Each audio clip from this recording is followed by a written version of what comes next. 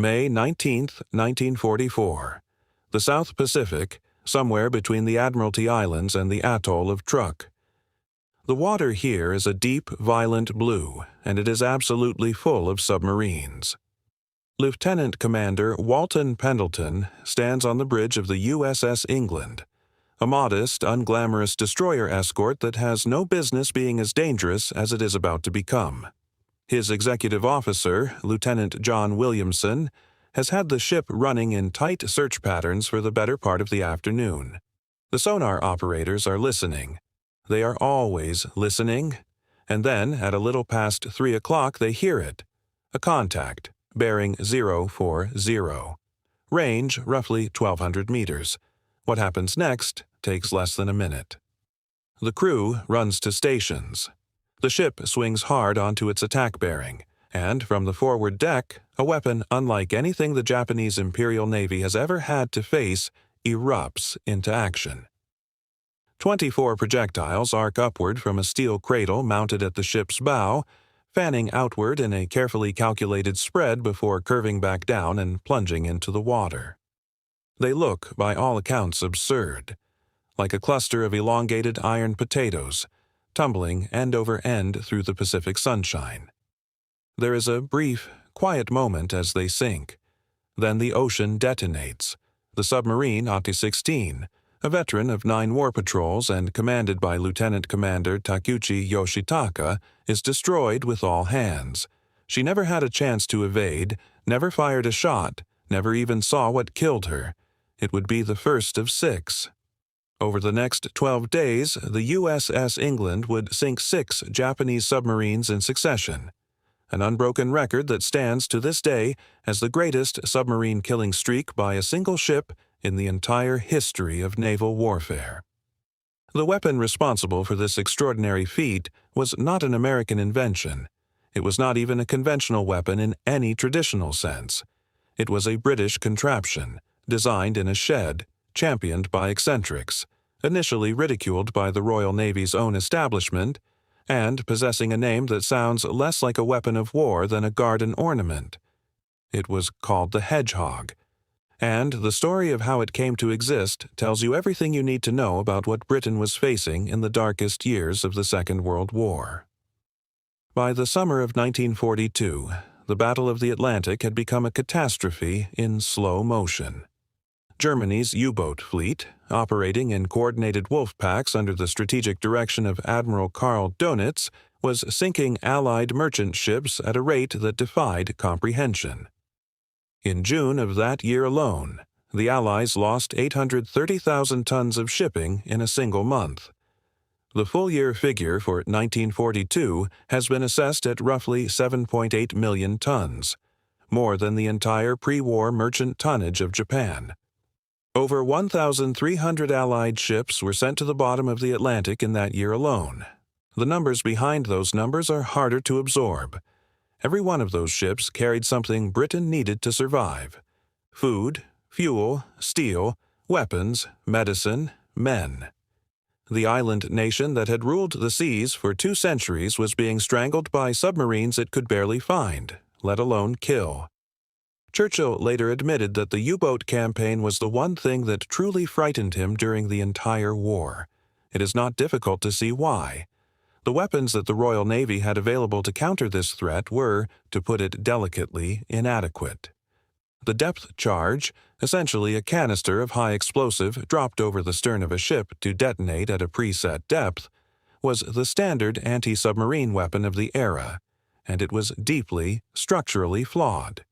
To use it, an attacking ship had to pass directly over the estimated position of the submerged submarine and drop its charges in a pattern, hoping proximity to the hull would cause lethal damage through the shock wave. The problem was that the moment a ship got close enough to drop depth charges, it lost contact with the submarine entirely. This was not a minor inconvenience. It was a fatal flaw. The reason lay in the physics of sonar. The ASDIC equipment fitted to British escort vessels of the early war period had what operators grimly called a blind spot, a cone of water beneath and immediately ahead of the ship into which the sonar beam simply could not reach. As a ship closed to attack range, usually within about 200 meters, the contact vanished. The submarine's commander, hearing the pinging of the Aztec overhead, knew precisely what that silence meant. He had time, sometimes a great deal of time, to change course, change depth, and move away from the position the attacker expected him to be in. By the time the depth charges detonated, the boat was frequently somewhere else entirely. The statistics bear this out in brutal fashion. In the early years of the war, fewer than one depth charge attack in 80 resulted in a confirmed kill. 80 attacks, one kill. The mathematics of attrition were working entirely in Germany's favor. Something had to change, and the people who were going to change it were working in a building in Whitehall that went by an official name nobody used, staffed by officers who called themselves something that sounded more like a music hall act than a weapons program. The Department of Miscellaneous Weapons Development was established in 1941 under the leadership of Sir Charles Goodeve, a Canadian-born physical chemist who combined genuine scientific brilliance with an almost reckless appetite for unorthodox solutions. His team was drawn from the margins of the naval establishment: engineers, scientists, inventors, and academics, many of them reserve officers with no formal weapons experience and therefore, crucially, no preconceived ideas about what was and was not possible. They worked out of the Admiralty building on Whitehall, and their informal name, the Wheezers and Dodgers, was a corruption of their original magnificent official title, the Inspectorate of Anti-Aircraft Wheezes and Dodges. Goodeve's people were looking for a weapon that could solve the blind spot problem. The logic was straightforward. If you could throw explosives forward from the bow of the ship while still in sonar contact with the submarine, before you crossed into the blind spot, you could attack a target you could actually see on your instruments. The challenge was building something that worked. The breakthrough came from an unlikely source. Lieutenant Colonel Latham Valentine Stuart Blacker, an eccentric British officer who had spent part of his career in India hunting big game and the rest of it inventing weapons, had developed a concept called the spigot mortar. Rather than firing a projectile from inside a barrel, the spigot mortar used a central steel spike, the spigot, onto which the projectile was placed from outside. The propellant charge was inside the projectile itself, and when it fired, the round was projected forward by an internal explosion running down over the spigot. It was mechanically simple, robust, and remarkably cheap to manufacture. When Blacker's spigot concept was passed to the DMWD through MD-1, the separate War Office research unit known informally as Churchill's Toy Shop, operating out of a country house called The Firs near Whitchurch in Shropshire, Goodeve's team immediately saw its potential for anti-submarine work. The idea was to mount multiple spigot launchers on a rotating steel cradle on the bow of an escort vessel, angled so that when fired simultaneously, the projectiles would spread outward and then converge as they fell, landing in an elliptical pattern in the water ahead of the ship. The projectiles themselves were engineered to exacting specifications. Each one was 18 centimeters in diameter, roughly the width of a large dinner plate, and weighed 29.5 kilograms, comparable to a large sack of potatoes. Inside the nose of each round sat 16 kilograms of Torpex, a high explosive roughly 50% more powerful than TNT by weight. The contact fuse, the mechanism that would cause detonation only when the projectile struck something solid, was one of the most technically demanding elements of the entire design. It had to be sensitive enough to detonate on impact with a steel hull, yet stable enough not to trigger prematurely from water pressure or concussion. 24 of these rounds were mounted on 6 rows of 4 spigots each, arranged in the characteristic outward angled cluster that gave the weapon its name. When fired, the projectiles rose roughly 12 to 15 meters into the air before curving forward and downward, landing in an elliptical pattern approximately 40 meters in diameter, roughly 180 meters ahead of the ship. They sank at a rate of about 7 meters per second. A submarine at 60 meters depth would be reached in under 9 seconds. The crucial difference from depth charges was the fuse. Hedgehog rounds would only explode if they physically contacted something hard. If a salvo missed entirely, there would be no explosions at all. The water would simply swallow them in silence. Counterintuitively, this was an advantage rather than a disadvantage. With depth charges, every attack churned the water into acoustic chaos, destroying sonar contact for minutes at a time and giving a surviving submarine room to run. With the Hedgehog, a miss was a clean miss. The ship could immediately turn back, reacquire the contact on sonar, which had never been lost because the attack took place forward of the blind spot, and attack again. Production of the weapon began in earnest in late 1942, following a successful demonstration to Winston Churchill himself. HMS Westcott had served as the prototype test vessel in 1941, and the weapon was cleared for operational deployment that same year, though the first confirmed submarine kill did not come until November 1942, largely because of crew inexperience and what sources describe as institutional low confidence in the system within certain parts of the Royal Navy's establishment. The weapon's early operational record was, in fact, underwhelming, and this tells a story of its own. Initial kill rates stood at roughly 5%, a figure that led some skeptics to argue the weapon was no better than what it replaced.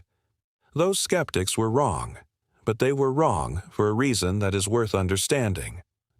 The Hedgehog's silence on a miss was also its vulnerability to doubt. Depth charges, whatever their objective failings, produced enormous visible explosions that felt like action. They shook the hull. They sent columns of water and debris skyward. The crew knew something had happened. The Hedgehog, when it missed, produced nothing at all. A silence that was psychologically devastating for the men who had fired it and were waiting for confirmation. An officer from the DMWD was eventually dispatched to the escort base at Londonderry in Northern Ireland, where the convoy crews were concentrated, to address the problem directly. The solution was not technical. It was human.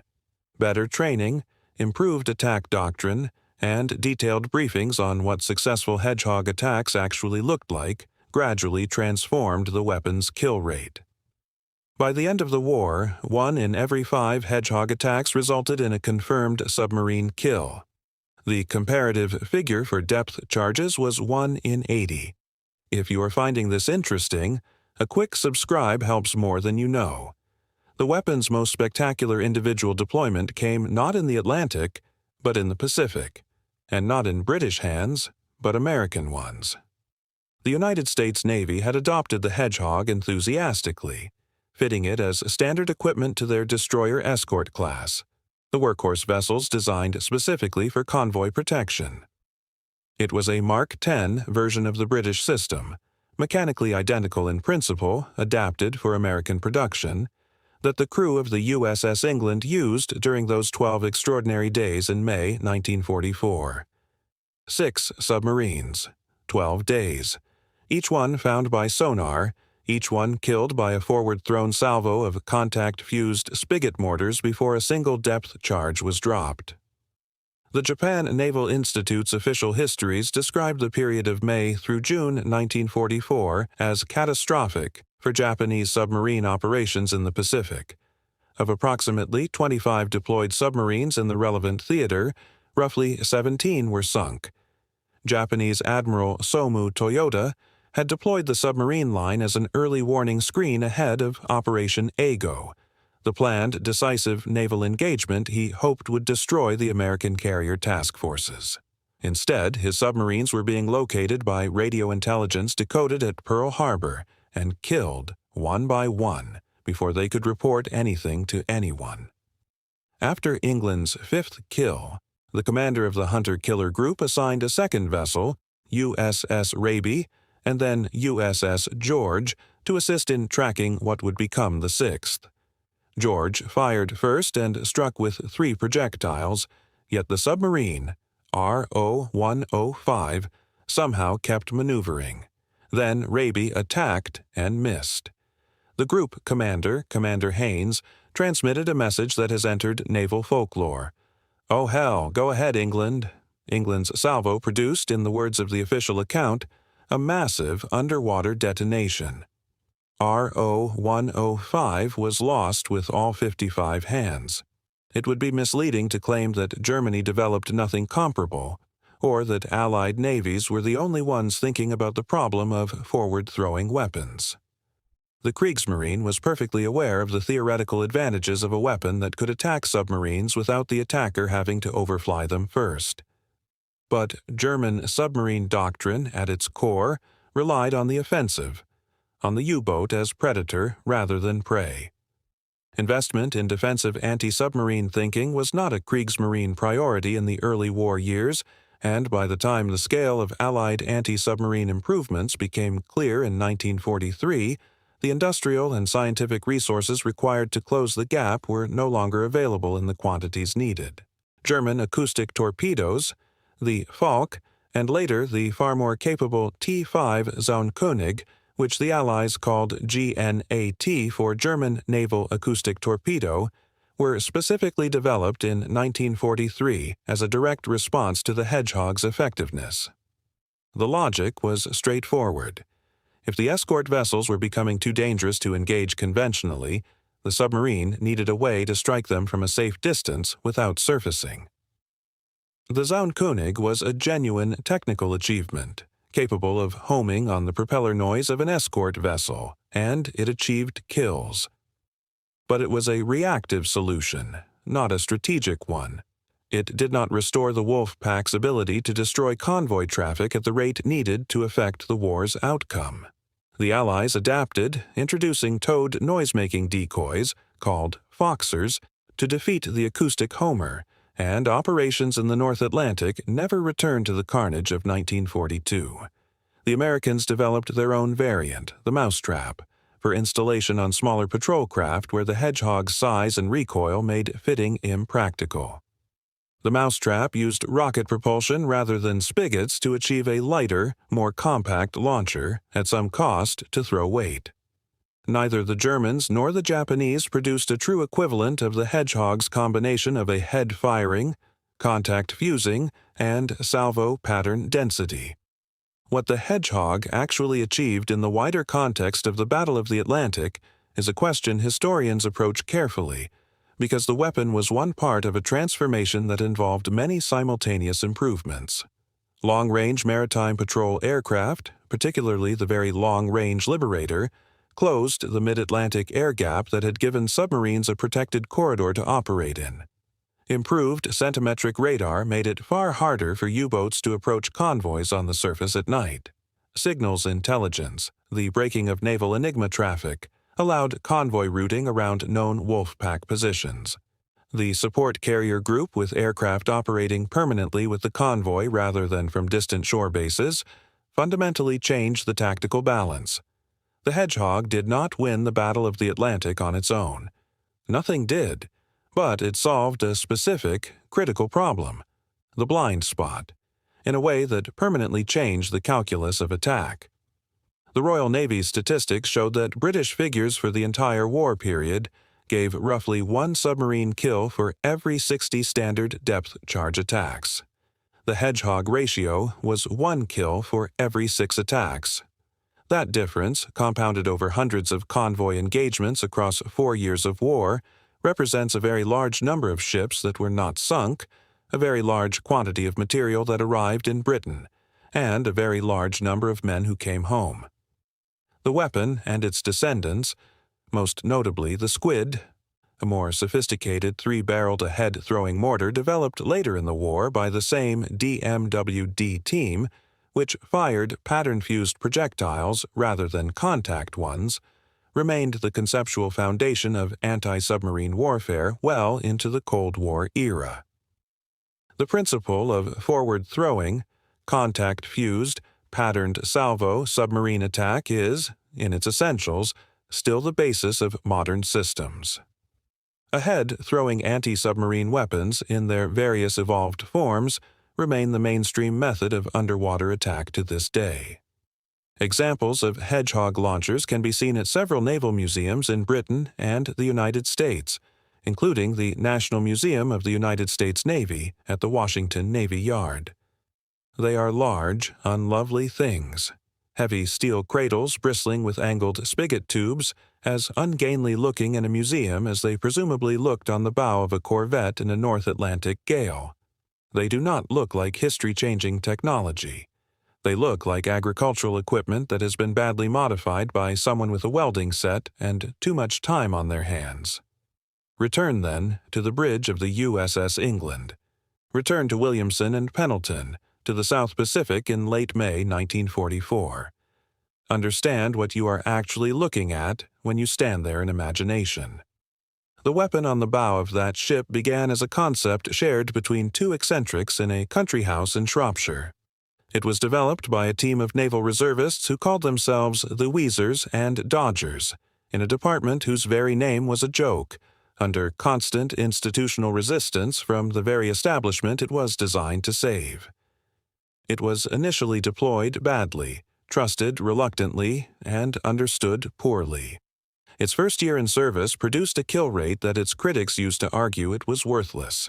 And then somebody sent an officer to Londonderry to explain, carefully and repeatedly, how to use it properly.